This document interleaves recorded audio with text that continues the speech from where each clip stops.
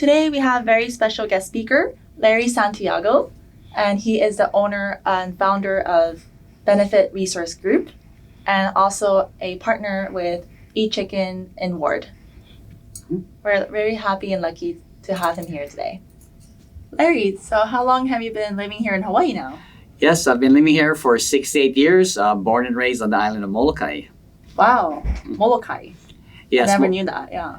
Yeah. What was it like born and raised in Molokai? Yeah, it's a very incredible journey because I was born and raised on a pineapple plantation, right, where the whole economy was based upon that. And I never knew anything else but, hard work and, having a paycheck.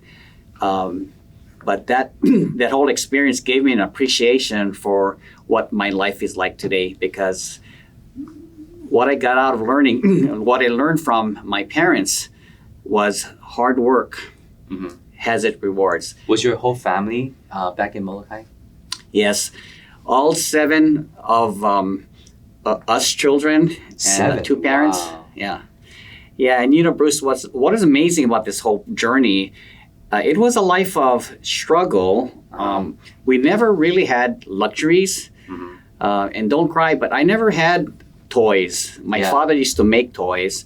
Yeah. He would make kites out of newspaper, and we would find whatever string he had, and then we would use rags in the house for the tail.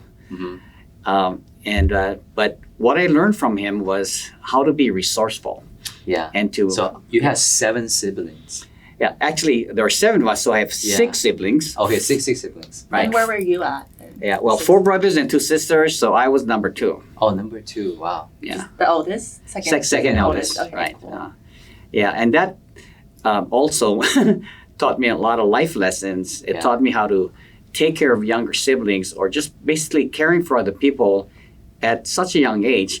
And the reason why I say that's important in today's society is that to succeed in business, it's not about the transaction. It's about caring for the customer or the associates. It's all about the relationship.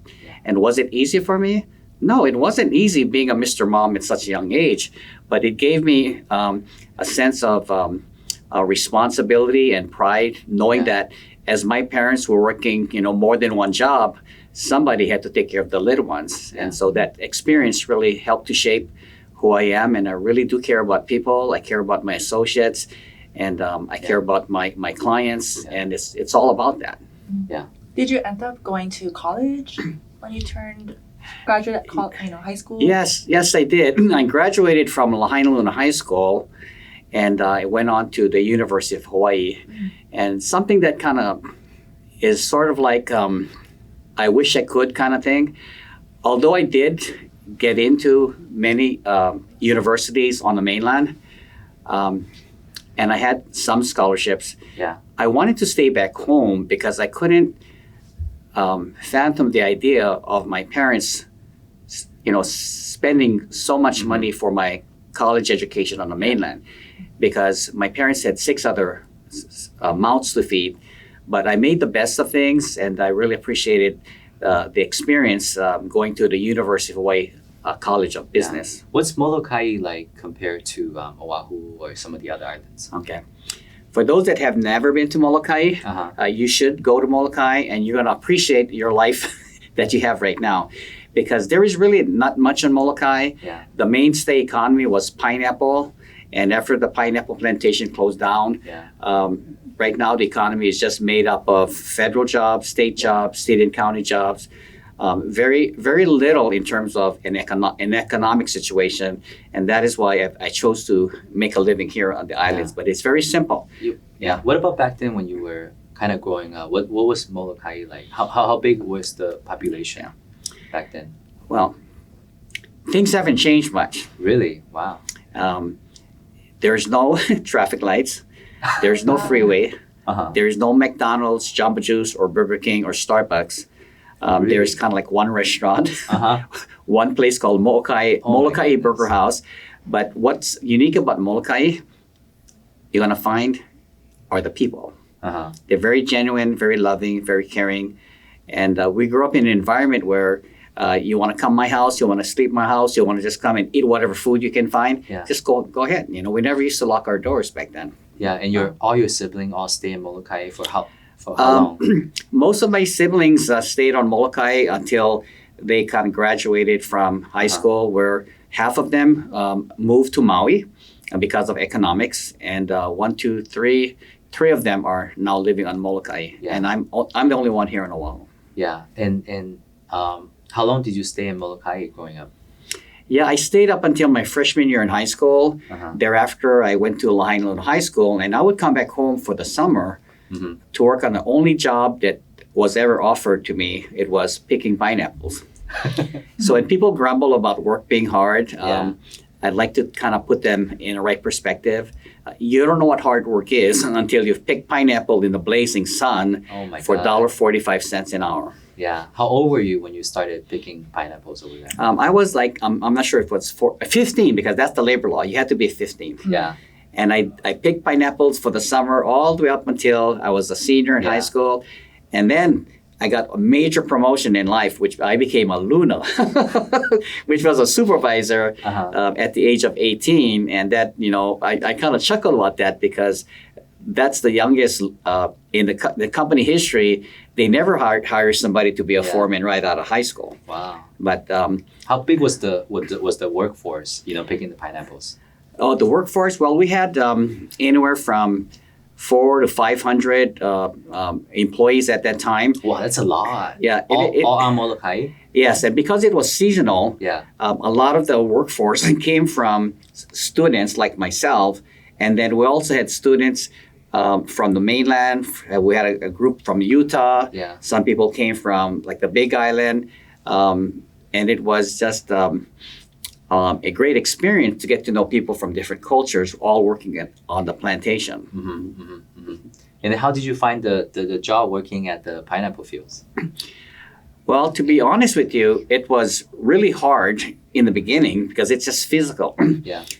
But when I thought about it growing up, we didn't have any options, right? So I learned to love the work, and my father always said something that if you're gonna do something in life, be the best at it.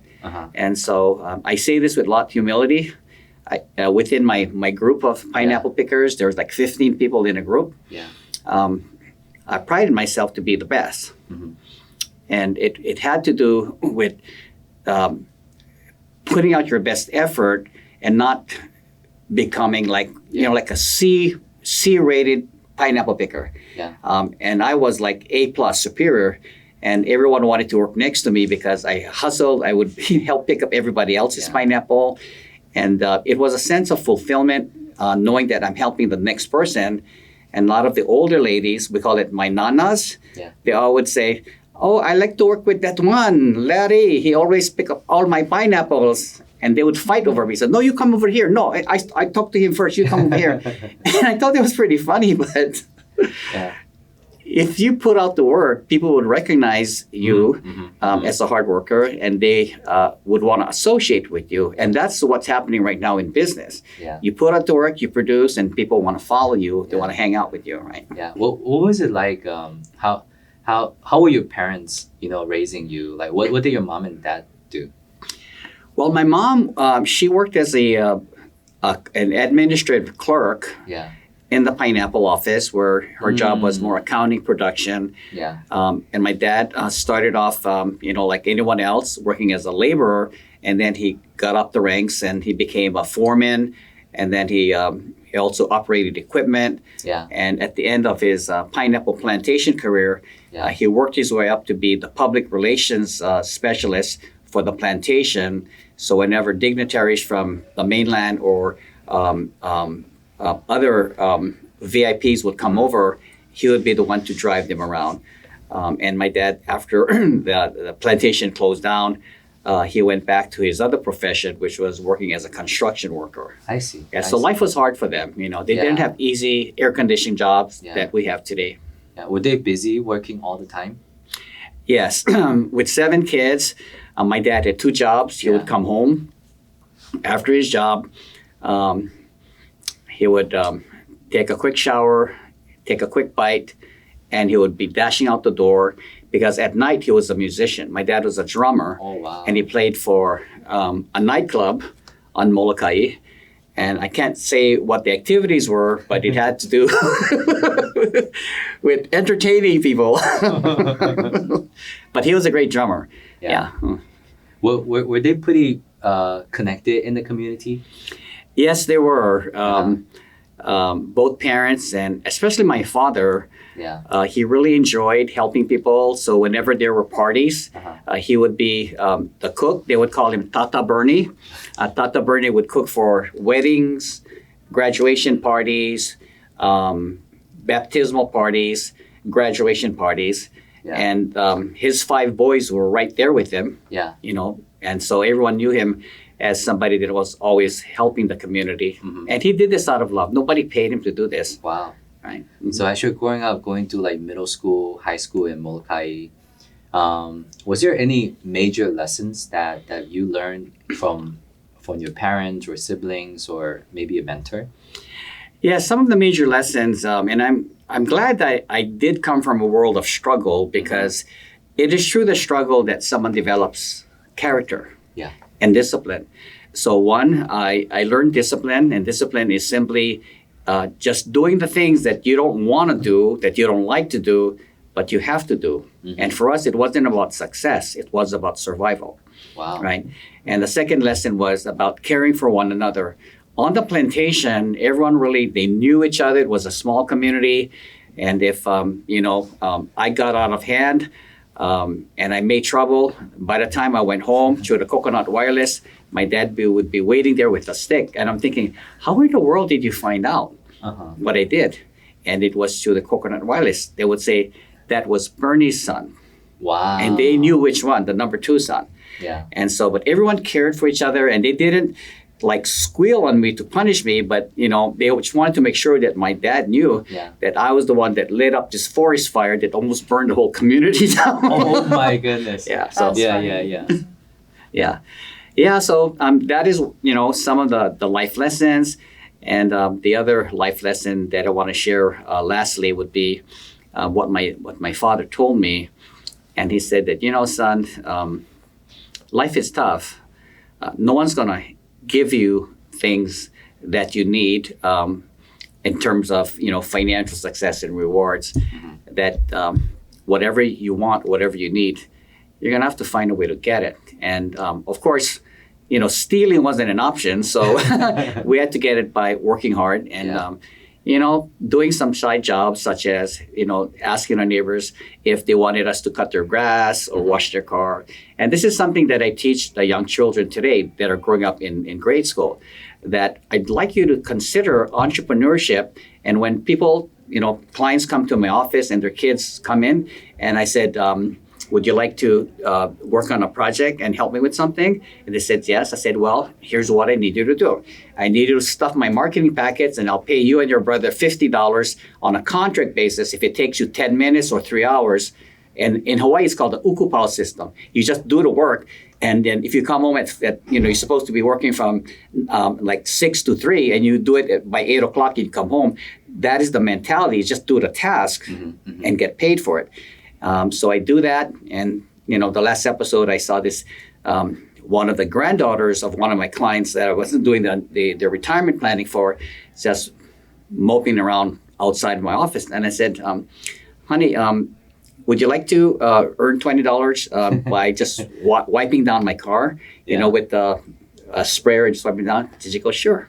Yeah. And she took 10 minutes, but the idea was that I'd like to start teaching the youth that if you want money, don't ask your parents. Go out there and go create it. Yeah. Just like what you guys are teaching your entrepreneurs. Yeah. You want to have wealth, you have to find a way to create and manifest your dreams by going out and just go get it, right? Just do it. Yeah, for sure.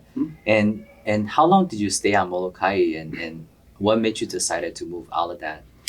Well, I stayed on Molokai up until my freshman year in high school, and then I moved back and forth to Maui to attend Lahaina High School, and only coming home for the summers. But after I graduated in 1975, this is when I decided to make Oahu my home. And because I had business management background, my first job on Oahu, well, the first full-time job was working as a manager at a restaurant in Waikiki. And so that started my journey of staying here because I saw that Oahu had a lot more opportunities and job possibilities than living on Molokai. Yeah. Was it a tough decision to move out of Molokai and move on to Oahu? It's because none of your siblings are here, right? Yes, from an emotional standpoint, yes, it was a tough decision. But from a financial, economic standpoint, no. There was living on Molokai was not an option for me because of what I wanted to pursue. Yeah. But I love the island. I go back every now and then, and I'm working on a project right now that to help those that are interested in starting their own businesses. I see. So you move out to Oahu, and then your first opportunity was in Waikiki. Yes. Yeah. What was Waikiki like back then? A little less busy than it is right now. Yeah. Because this was back in the early '80s. But in terms of the actual atmosphere, the ambience of Waikiki, the charm, it's still the same, right? Mm-hmm. And it's just there's a lot more people, and there's a lot more different restaurants, such as Cheesecake Factory, one of my favorite places. Yeah. And people from the mainland, they come here, and every now and then they want to eat something that's familiar to them, so they'll relate to the Cheesecake Factory. Yeah. And so you have a lot more people coming in, and I like what the business community has done in terms of developing the Royal Hawaiian Shopping Center, a lot of shops there. And I enjoy it. I don't think it's like just for tourists. My wife and I, every now and then, we'll come into Waikiki, we'll park our car, we'll go to Hilton Hawaiian Village, we'll eat at one of the restaurants there, and then we'll end up the evening at Lampert's Ice Cream. Yeah. So you see, it's not, for those of you listening out there, Waikiki is not for tourists. You're missing out on some great food and some just great relaxation just strolling through Waikiki. Yeah. So now, in terms of, you went to school, you study business in school. Right. What made you decided to study business in school? Well, first of all, this is a funny story. Yeah. I went to the University of Hawaii to become an engineer, a civil engineer. And why did I make that decision? And for parents listening, be careful, because it's not what you want your kids to do, it's what they want to do. My mom said you should go to school and become an engineer like your uncle, which we all expected. And with no disrespect to my uncle, my late uncle, he was a very successful civil engineer, and he did a lot of projects on the island of Kauai. So I thought, hey, pretty cool. I didn't know what else to think about, so I went to school for the first semester and registered as an engineering student. Mm-hmm. Well, after about a couple of weeks of going to the classes, I realized that this is not what I want to do. I withdrew from my classes, and then I checked her out with some friends. So, what are you doing? So, I'm with travel industry management. And I said, well, that sounds like fun. And I said, but that's part of the business program. And I said, okay. So I switched major. Wow. To the travel industry management. And that's why my training right now is in the area of food and beverage, restaurant management, a little bit of hotel management and transportation management, which is what I really wanted to do. And I did have 2 internships, one with Pan American Airlines and one with United Airlines. Yeah. But I had to pivot because of the whole deregulation, where the federal government gave the airlines freedom to control whatever rates, and there became a price war in the industry. So there was a lot of a repositioning of staff, and so my position as a middle manager was a food service representative for the airlines. My position was eliminated, and that's why I had to pivot to restaurant management. I see. So, but what I learned in college, and I want everyone to understand this and not to sound condescending. I went to school really to learn how to manage somebody else's business.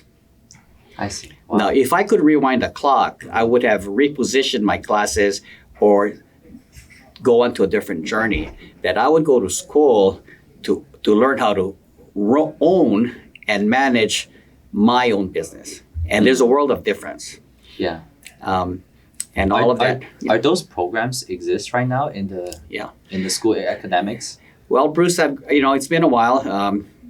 I graduated from the University of Hawaii in 1980. But I'm hoping that is the case, that the university teaches entrepreneurship.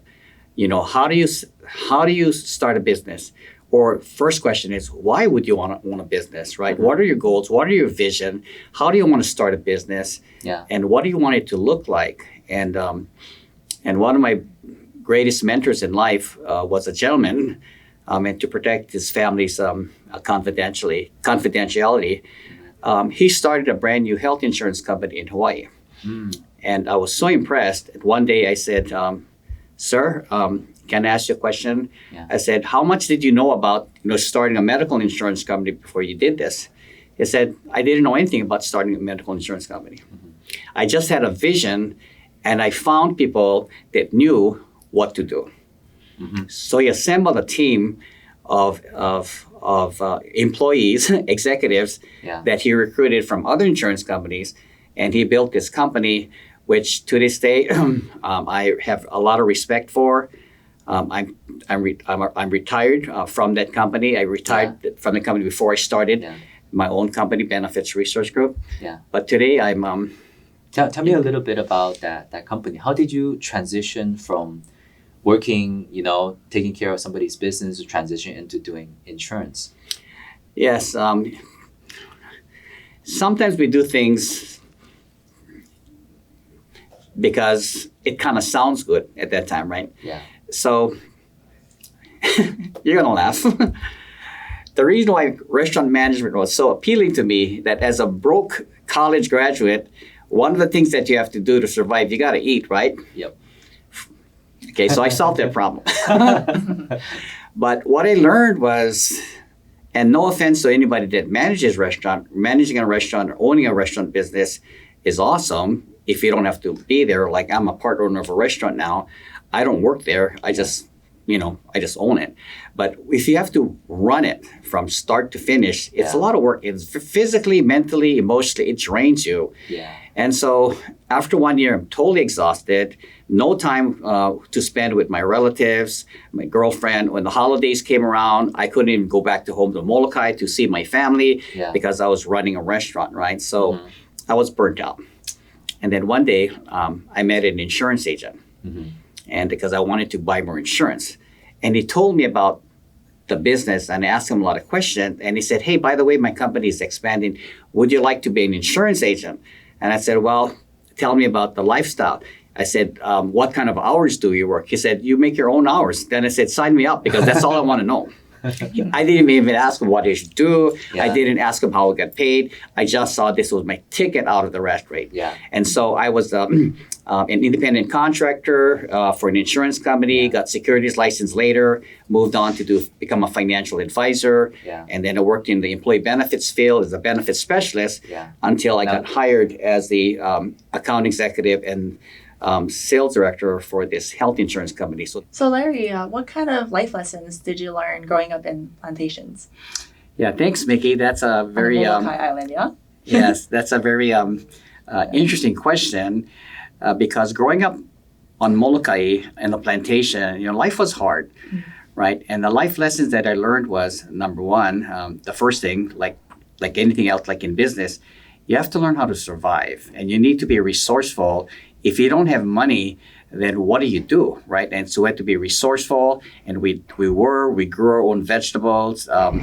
We never really had a lot of pets, and because we used to eat all of our pets. No, just kidding. You can edit. We used to eat all of our pets. We raised that.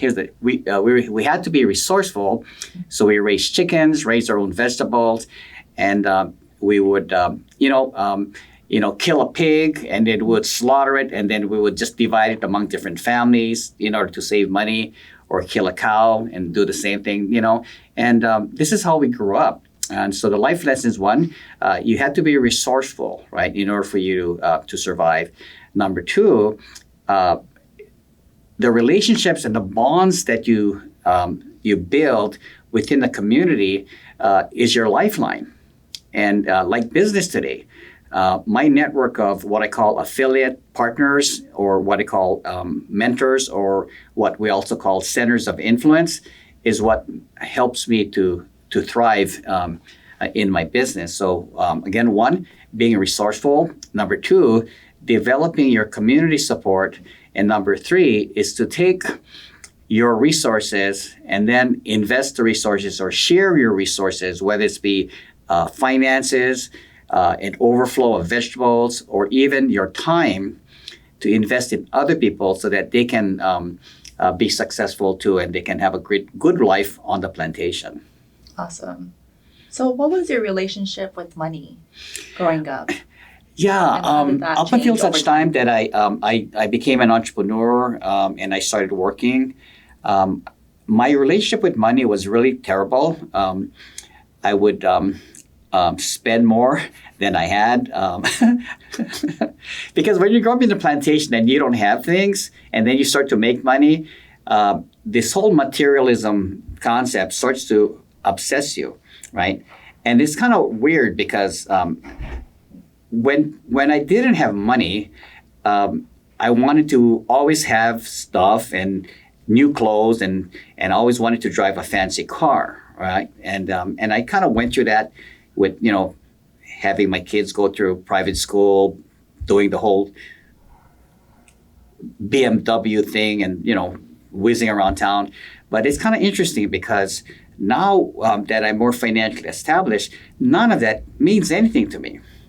And what means a lot to me more is one, continuing to develop partnerships like with Team Life Academy and other affiliate companies, in order to develop a community of partners that will support each other. So again, my relationship with money was just awful. And it got me into a lot of trouble in the beginning of my years right after college. Was I would spend more than I make. And I'm not ashamed to say this, but I got into some major debt. And I had to learn about money, and I learned that there's good debt. Like I've learned from Team Life Academy, there's such thing as good debt you can leverage to build an empire, and there's bad debt. Bad debt is when you're acquiring stuff and there's no rate of return, like buying a nice car that depreciates the minute you take it out of the lot. So I've recently, in my later years, I've reallocated a lot of my excess funds to buying assets, not buying stuff. And my most recent acquisition was a partnership in a company called eChicken, and we're expanding right now. You're gonna know about us soon because we have plans to have 10 locations. But the one we have right now is our kind of a startup company. It wasn't designed to have people come in, sit down. It was designed to generate some cash flow, because it is a little shop that, and there's not too much parking, so you come pick up your food and get away from it. But getting back to my relationship with money, now I look at money as a tool, not as something where I would, is to adorn myself with nice clothes and fancy watches and nice cars like before.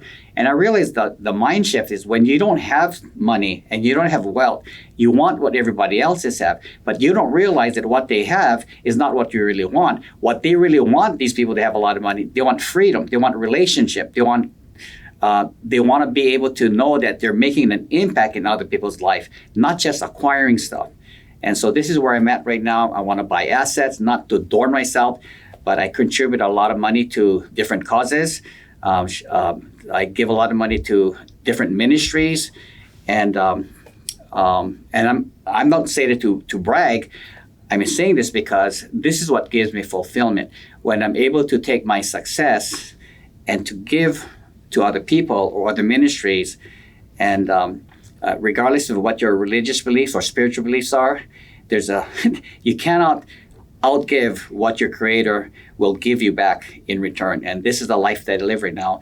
And I want to give back to the small business community because I grew up within a community that has given me a lifestyle. I have a lot of goals yet I haven't accomplished, but the major goals that entrepreneurship has given me that has really fulfilled me, and everything else that I do from now on is all extra.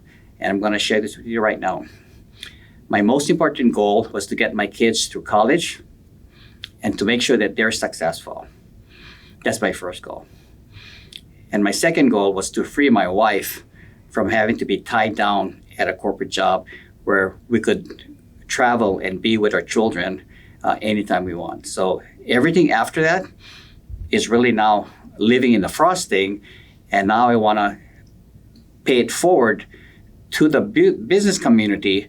And as a tribute to my mentors, I want to become a mentor to help small businesses to thrive and to share with them my experiences so that they can all prosper. Yeah. So Larry, what do you feel about like the environment that you grew up in? Do you think environment matters to see, like, does it impact how you thought about money? Yes, the environment matters. And looking back at my years, what I saw, there were no options for entrepreneurship because there was only one entrepreneur, and that was Dole Plantation. And yes, so the environment matters. When you're in an environment where there's other opportunities for other people, and you can see other families thriving instead of just being enslaved to some major corporation, you can see the world around you becoming more user-friendly, meaning that when people have wealth, they don't have to steal, they don't have to sell drugs, their daughters don't have to go into prostitution. And so so that is my my observation. How does everybody talk about money from when you're growing up? How is everybody, how's your environment treating money? Are they saving? Are they spenders? How are they? Like, let's say like your dad and your mom. So if you look at your parents, just them, how did they, were they like spending a lot? Were they saving a lot? How did you see them? My mom was a saver. Okay. My dad was generous. He would just give away his stuff. So I never really understood and learned what stewardship was like. And I kind of took on the personality of my father, where money come in and I just gave it all away. And I spent it all for me, right? Yeah. But later in life, and after having mentors, I learned how to save. Yeah. So, but that's what I learned, with my parents. That's my observation, and that's what impacted me. Yeah. But do you believe in like saving your way to wealth? Do you believe in that? Or I believe in savings. Is there a better way? Yeah. So now that I've gone through the process, I believe that people should have enough savings for emergencies, and that's to maybe have 6 to 1 year, right? But if all you're going to do is save money and put it in a bank, the bank makes so much money off of your money, it's not even funny. And then, they give you like point something percent interest, where if you're able to leverage that money, and again, what I do is buy assets, or you take that and using the banking system where you could actually leverage and create even more monies through like corporate credit, then you can become so much more successful, because money now wasn't designed for you to just hoard it.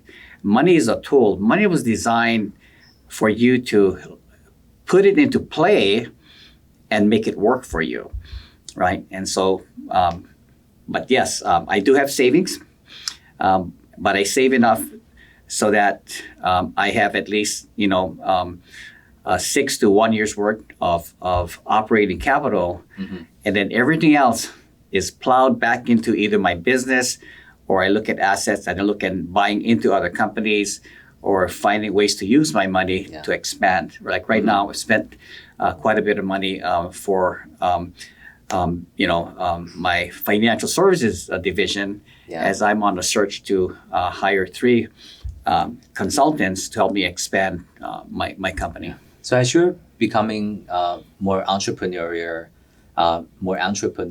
as you're growing up, what was it like thinking about money as far as, I know we're talking about savings, and we're talking about you taking on more of your dad's personality of spending more. It can't be all bad, right? Being generous definitely give you the advantage in some areas. Yeah, no, it's not all that bad. But I've been accused of being too generous. And my dad he was so generous that he would, have people come over. Some of his friends would be drinking in the garage, and you cannot drink without poo-poos, right? So he would raid the cup cabinet of all of the so-called essentials, right? Essential food. And what is that? Spam. That's like, my gosh, that's like a really expensive dish to give anybody, if you're growing a plantation, Vienna sausage and so forth. But I've learned to be a lot wiser now that I still give a lot, but I'm very strategic about who I give and how much I give. And, wherever the Lord leads my heart, that is where the money goes to. Yeah. Do you have any principle that you follow in terms of when do you become generous and when do you conserve your resources?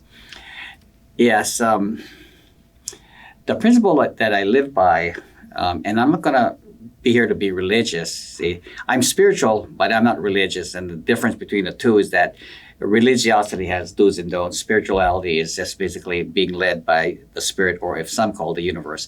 But I'm moved in the Spirit to help certain ministries. And then when people ask me for money, there's a discernment within my heart whether I should be a lender to that person or say no. And the reason for this is I've lent a lot of money to a lot of people. A lot. If you were to inspect my books, there's unpaid accounts receivable in the hundreds of thousands. Wow. And so this is a lesson that I've learned, is to be more wise in my stewardship. Because and even making the wrong decisions. I've been burned and scammed where I've lost in the six figures, right? But I've become wiser, and I'm now on a quest to surround myself with people that are of good character, that people want to help me genuinely. And if I partner with them and it requires some capital, I will go through a checklist of what I could expect in terms of what the risk is, what is the return, and then finally what secures the return. If they have assets to provide to secure it, and I call it anchor it down, then I don't have to worry about losing any more money. Wow, that's some really good advice. Yeah. Nice. Where did you learn business the most? Was it through school, in college, or I think just anything else after college? I learned business principles by going through the University of Hawaii, but it's the principle that I learned in business was just how to manage the business. Learning about business itself came through my involvement in working at insurance agencies where I would have mentors and their clients were business people. And it's through their third-party experience that I understood business. And one of the big lessons I learned is this principle that cash is king. And if you don't have good cash flow from the beginning, then you'll have to revise your operations so that you have enough working capital coming in to pay your people, to pay your rent, and not be strapped for cash at the end of the month, because that adds a lot of pressure to any business. And so that's how I learned it, through observing other businesses and how they're run and how they get into trouble or how they prosper. And you know how a lot of new entrepreneur, right? They're worried about a lot of people saying that when you first started in business, it's very difficult to have cash flow. You're losing money for the first few years. Do you have any advice for that type of situation? Yes, but it depends on what kind of business you start up with, right? In one of my ventures, that was true. But because of the way things were structured, we ran a negative for the first 2 months. In month number 3, we turned the corner. Now, from what I understand about business in general, that's great, because some companies, they suffer for 5 years before they even turn a profit. That's not the journey that I want to be on, and that's not the journey that I would advise anybody to be on. So it's really understand the cash flow projections of a new venture and what your monthly overhead is, and understanding the cash flow game. That's most important. Yeah. And from my experience doing business as well, you know, what I realize is sometimes um, it's very different than what most people are saying that you don't make money in the beginning. Yeah, you can make money very early on in your business. And the important part is you have to strategically put those money back into your business to grow. It doesn't mean your business is not making money. It just means you're putting money inside and you're not taking it out of your business, right? Mhm. Yeah. No, I believe that's true, Bruce. With my financial services company, I only take out what I need. The rest of it is plowed right back into the operations because by plowing back the money into the operations, I'm going to invest in one of two things. One, I'm going to invest in equipment and marketing. Or number two, what I prefer to invest in, I prefer to invest in the people. Their personal education, or if they need, if they're part of my network of independent contractors, and they need some monies to start up, I will help them start up because I know that if you work with me, it is proven that certain business models, if you do 1, 2, 3, 4, you cannot lose money. But I only lend money for startups if they're willing to follow 1, 2, 3, 4. If they've got different plans, the answer is no. Because if you don't follow the business model, then I cannot guarantee that you will have enough money to pay me back. So that's what I invest in. I invest a lot of money back into my business. So Larry, what was your experience at the health insurance company? What was your role, and like what was all the things that you did while you were at the company? Yeah, so my journey was quite a story in itself. That I got a call from the owner of the company saying he wanted to have lunch with me, and I said sure. And I said, "What's your plan, sir?" And he said, "I'm going to start a health insurance company." I said, "Health insurance? Like Kaiser and HMSA?" And he said, "Yes." And I said, "You know, they own the market. HMSA owns at least 80% of the market. They control it. And Kaiser owns and controls the other 20. So I said, "How are we going to do this?" I said, "This got to be good. You better have a plan." And he said, "I already have a plan." And the plan was, when you take a look at any industry, if you find that there are certain needs that are not met by competitors that have been there forever, all you do simply is you find a way to meet the needs. Now the customers will come running to you. And that was the start of this journey. And I stayed there for 27 years, the longest that I've worked for anybody, because it was a great ride. And the only thing I could share with people is this, that I was introduced to a gentleman that was born and raised on the island of Hawaii. He had a vision of what he wanted to create because he saw that within Hawaii, there was some missing pieces in our health insurance delivery system. And so he put together a strategy on how he was going to so-called plug the gaps. And he found people that bought into his vision. So the first thing, you have to have a vision. Number two, you have to have people that buy into the vision. And then once you execute it, the first couple of months was a bumpy ride. People didn't know who we were. But once people understood who we were and what we're all about, then the phone ran off the hooks. People wanted to get a proposal. And this company still exists today. Oh, wow. The owner has gone on to a better life up in heaven. His sons have enjoyed the journey too, but they've already turned over the day-to-day control over to the next generation. And they've got some people in place that have excellent talent and skills. So I learned a lot from this gentleman. And the same gentleman told me, "Larry, you don't have to know everything about everything. You just have to have a vision, and you have to have a plan, and you have to find people that you could work with to help execute the plan." So I want to say this to all of the hopeful entrepreneurs out there. And this is what my mentor said: "Larry, you can do anything you want if you believe in yourself." What role were you brought into the company for? I was asked to be the brokerage manager at first to develop the sales force with representatives that were independent contractors. And I declined that because I just wanted to be an account executive, a salesperson. because I'm a triple A control freak kind of guy. I don't want to manage anybody. I just want to manage me and control everything that I do. But he said, okay, that's fine, but I still need you to help me develop the marketing, the sales division. And so I played two roles. One is an account executive, meaning one is a salesperson and one of a sales manager.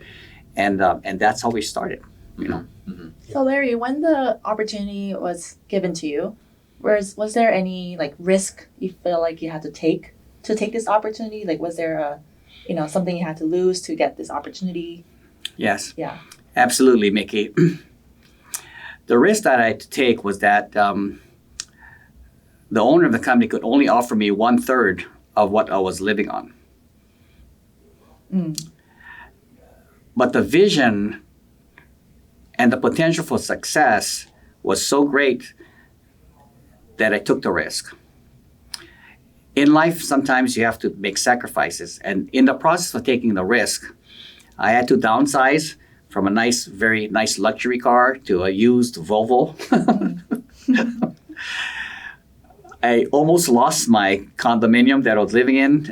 I fell behind in my mortgage, and eventually that property was foreclosed on. I went from living a very easy lifestyle to a lifestyle of struggle again. But I knew what I was sacrificing for. And today, because I'm completely retired from that company, I'm one of the ESOP, employee stock option shareholders. I would do this again in a heartbeat. Wow. Because although the price was quite steep and it affected all of my credit ratings, I don't regret it. Wow. How about when you was telling this opportunity to your family, to your wife? Like, were they supportive, or were they trying to tell you to keep your current lifestyle and then deny this offer? So how was your family support? Yeah. So Mickey, at that time, when I transitioned from that safe and secure position that I had with my former company, I was not married yet. And but within that year, I did get married. And so what my wife did, she married someone that was in transition. So she took a risk on me. My goodness. And but the risk for her panned out, because after 6 years of working there, she was able to retire at the ripe old age of 41. And she's asked me to say, not that I retired, she said, now I have a different job, which is to take care of all of you folks, myself, my two kids, and her parents. And so it was a risk, and it cost me. But in life, success is not free. It's going to cost you something, and you have to decide what that price is. How long was that period of time before you could see anything coming back? From the time that I made the transition, and you're talking about a suffering point? Yeah. It took me 4 years. Wow. To get to the point where things were stable. And in 2 years after that, so a total of 6 years, my wife was able to leave her job and be a full-time mom. Wow. 4 years, the entire life changed. Yeah, I mean, 4 years of suffering. Yeah. Yeah. And some people say, well, that's a long time. No, well, in the scheme of things, having to enjoy this journey with this company for 27 years, 4 years really is just kind of like a blink in the eye, right? Yeah. So as entrepreneurs, and for those of you that are considering becoming an entrepreneur, these are the things that you have to weigh. And there's nothing wrong with having a job for the rest of your life in security. But if you are the type of person that would like to have more and to test your limits in terms of your potential as a human being, then welcome to the world on entrepreneurship. Being a business owner will strip you down, it'll cut you open, and it will show you what's inside. I can agree with that. Scary stuff, right? Yes. In those 4 years of really just trying to push through, and then a little bit having a hard time, right? Until you got that success. So those 4 years, then you kept telling yourself affirmations, what kept you going? And when there's hard days, what were you telling yourself? Were you investing in yourself? Were you reading books? Like, what were you doing to grow yourself and keep going? Because I had pre-calculated how long it would take before I started to be comfortable again, I just pushed through. My wife was still working at that time, and I'm not ashamed to say that for those 4 years, she was the major breadwinner while I was struggling along. And if anybody I owe to success besides God himself, is her. Without her as the pillar of our family, I couldn't do this, right? And so for those of you that are considering, well, I'm not married, then you'll have to have some other way of transitioning from your job to entrepreneurship. But don't get married just for that. That is funny. Yeah, but it was hard. Yeah. It was hard on my wife. Mm. What was the biggest lesson takeaway during that tough time? The biggest lesson during those tough times was perseverance. Mm. Staying focused on the mission and not letting disappointments and bad days and what your other family members or friends would say about you, say, are you crazy? Why in the world did you do that for? Mm. You're taking 1/3 pay cut, 2/3 of a pay cut. But at the end of the day, it was all worth it. Mm-hmm. Super, super worth it. Yeah. Mhm. And during those time, did you ever think about wrapping it up, during those 4 years? Can you remember a moment where like, oh my God, maybe I should just call it quits? Yes. There was never a day I would say to myself, what the H did I do, right? And really wanted to just quit. But then if I quit, what I would be quitting to, I wouldn't get back my job because they'd already filled the position. Yeah. And I didn't want to get back to the job because it was kind of like I saw it with a dead-end position. Mm-hmm. So I just pushed through. Mm-hmm. But did I feel like quitting? Every day. Wow. Larry, so what are you doing these days? Yeah, so I'm continuing to build a company that I established back in 2015 on a part-time basis while I was still working for the health insurance company. My company is called Benefits Research Group, LLC. And this company is not your brick and mortar company. It's very unique in that Benefits Research Group is a network of financial professionals that are dedicated to the financial well-being as well as the health and fitness well-being, and it's also the spiritual well-being of business owners, employees, families, and individuals. And when I talk about spiritual well-being, I'm not talking about religion. I'm talking about having the inner peace to live a fulfilled life. Because if you have all of the money in the world and you're healthy as you can be, but if you have a internal conflict, like your wife doesn't like you, your kids don't like you, your pets don't like you, you don't even like yourself, then you cannot live a fulfilled life. Mm-hmm. And same goes with if you have inner peace and you're healthy, but you have poor finances, life is not going to be enjoyable. And then finally, if you've got inner peace, financial wealth, but you're not you're not fit, that could be a problem. So Benefits Research Group is designed to have components that impact those three divisions. And I specialize in the financial services side, working primarily with business owners, and my affiliate partners take care of the other two divisions.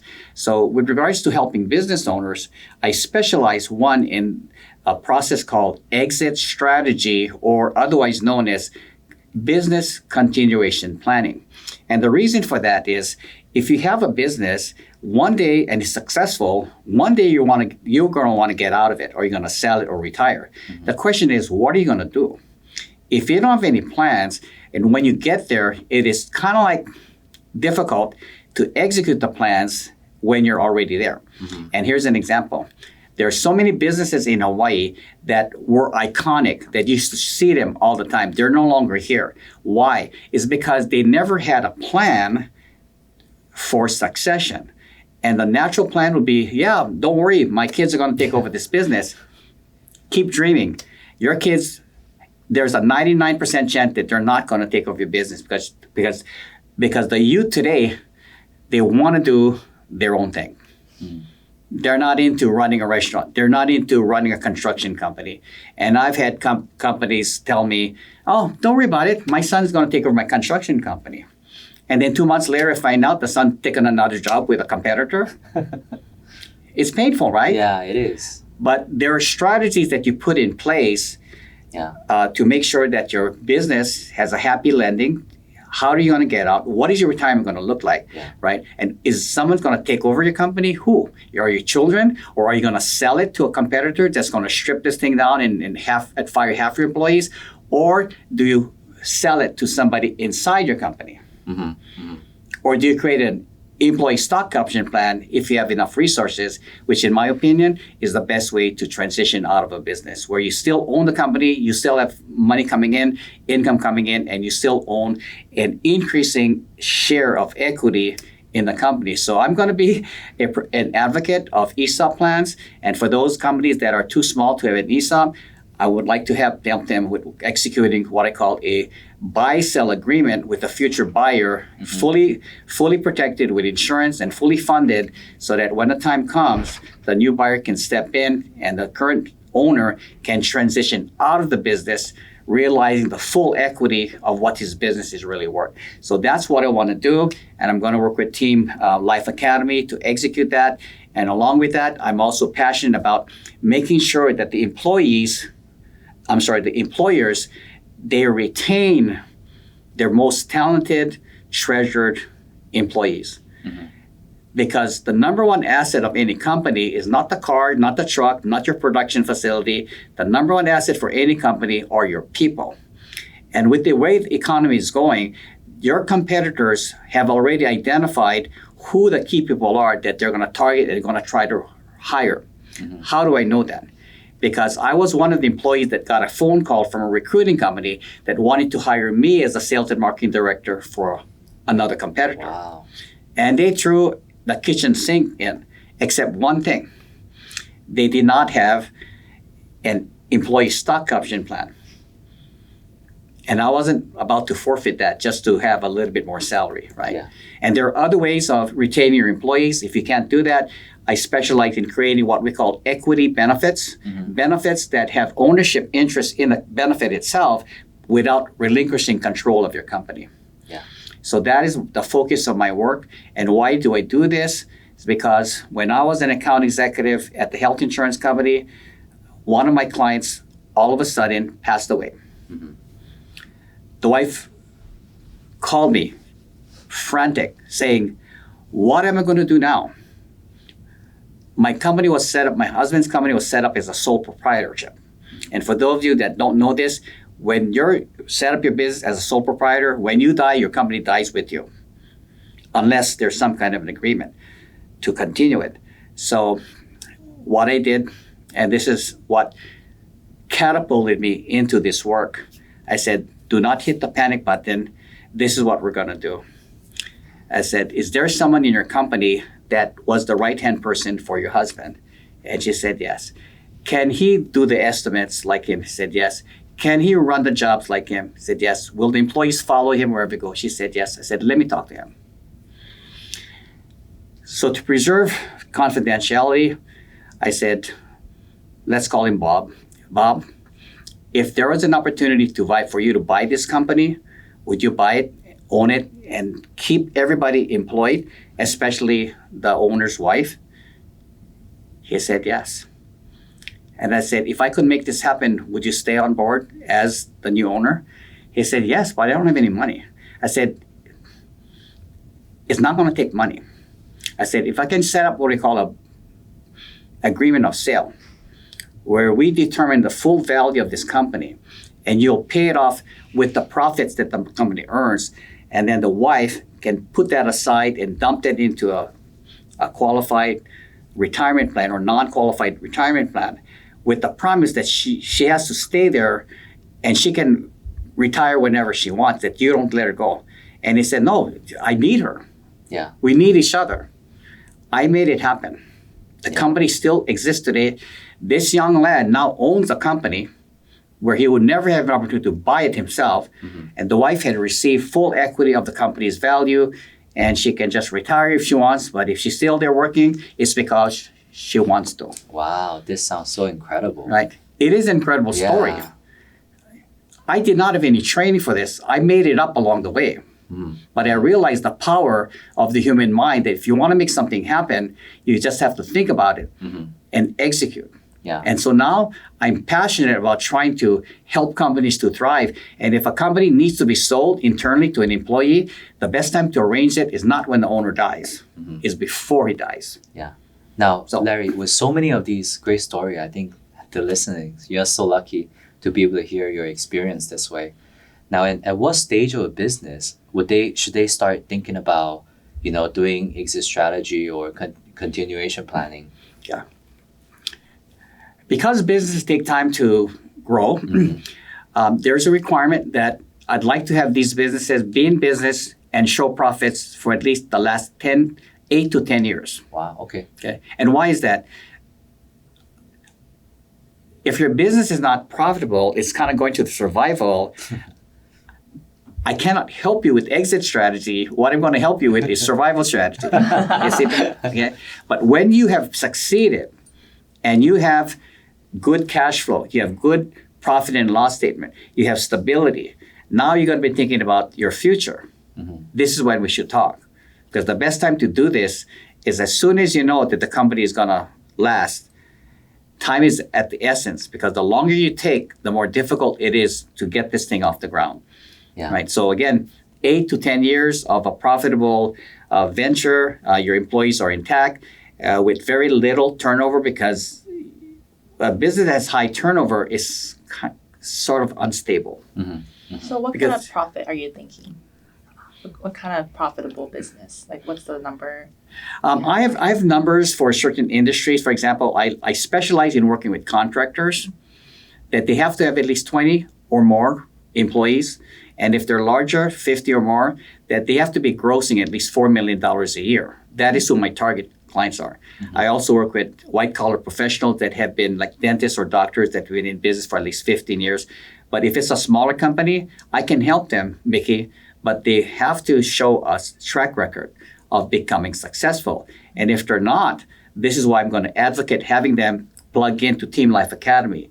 Team Life Academy's motives are, number one, helping someone who wants to create a business find the funding to excel. But number two, there's so many businesses out there, they've got great products and services, but they're just hurting because they're missing components. And let me tell you what they are. One, operational strategies. Number two, they don't have any marketing. And number three, they don't have a plan of direction where they're heading. And number four, on the risk management side, if somebody dies, become disabled, it's history for them. And I've seen it too many times. So Team Life Academy brings to the table different financial professionals that can help business to thrive. And my job is to see it, that it goes through, so that when the time comes, when they are thriving, now I can talk to them about what I do. And so I'm going to give first before I ask for anything. And that is why I'm plugged into Team Life Academy. So Larry, I loved hearing your story, and I'm sure the audience loved hearing your stories as well today. So what's in store for you for the future? Yes, what's in store for my future is I want to continue on the path of really giving back to the business community, because I'm passionate about that, because it was the business community and the entrepreneurs that created successful entities that gave me life. And when I'm talking life, I'm talking about life that is very enjoyable. We travel a lot, and I'm financially independent. I'm free. I don't have the struggles and worries of a common individual. So I want to give back. I want to give back to the community, the business community that helped me and my family to thrive, right? Not to boast, but my wife retired after 6 years of me starting this venture with my former company. And my children are gainful employees as white-collar employees. So that didn't happen because of my talent and my intelligence. I'm just barely surviving like a regular, ordinary guy from Molokai. But it was through the mentorship in the direction of entrepreneurs that helped me to thrive today. And now it's Mickey, I just want to give it back paid forward, if you want to call it that. Thank you so much, Larry, for your time today. I'm sure the audience really got to learn from your wisdom of business experience over the years. And how can people get to learn more about you and like Team Life Academy? Yes, it's been my pleasure, Mickey, speaking with you. And for those of you that would like to learn more about becoming an entrepreneur or scaling your business up to be more profitable and expanding, please click the link below, hit the like button, and drop in a comment. And someone from Team Life Academy would be happy to schedule a discovery call to find out if we could help to take your business to the next level. See you guys.